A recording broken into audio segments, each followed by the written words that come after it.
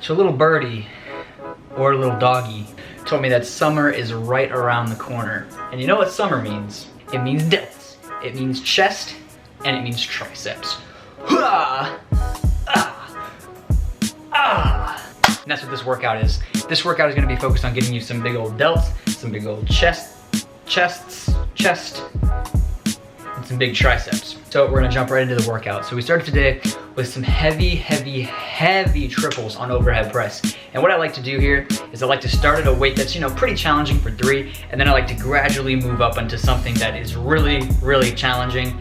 So I started with 95 pounds, add a couple pounds, add a couple pounds, add a couple pounds, all the way up to 120. With that 120, I was only able to get 2 reps, but I ended up getting a total of 5 sets. So 5 sets of 3, starting with the overhead press.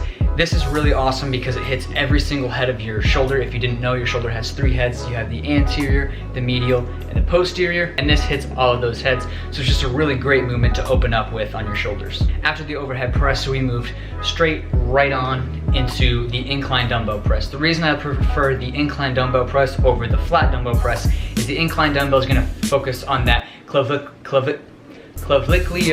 head of your pec, which is that higher pec, that higher portion, that thing that gives you that kind of shelf chest, that really high upper chest. I'm gonna pop up a picture on screen that you can see just to give you a good idea of what that muscle actually is.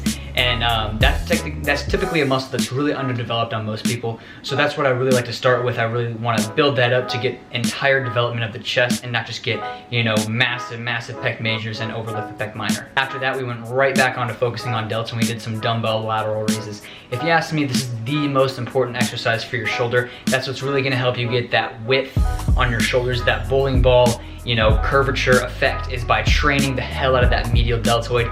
With these guys, you really kind of want to lead with your pinky finger a little bit, and what that's going to do is internally rotate you, and therefore that's going to put the pressure from gravity onto that medial head of your deltoid. So by internally rotating, we're really just shifting all of the tension, all the pressure onto that medial head of your deltoid and trying to take it out of the trap in the anterior deltoid. And then after this, just for good measure, went onto some one-arm cable lateral raises, just a variation of the dumbbell lateral raise or any kind of lateral raise. And these are really good because you get that tension the entire time. When you use free weights, there's a point in the motion where you kind of lose tension, or gravity takes over, whatever you do. Whereas with the cables, you're in control the entire time. So that's a super big benefit of using cables.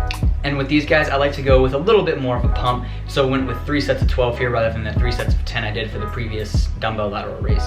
But in total, that's a lot of medial head volume. That is 6 sets, not to mention the 5 sets of overhead press we did earlier. So that's gonna be it for shoulders today. After that, we're back to chest. We're back to a Bayesian Cable Fly. So what's really important about these is these are also super critical for total pec development. So your chest actually is activated by what's called shoulder horizontal adduction.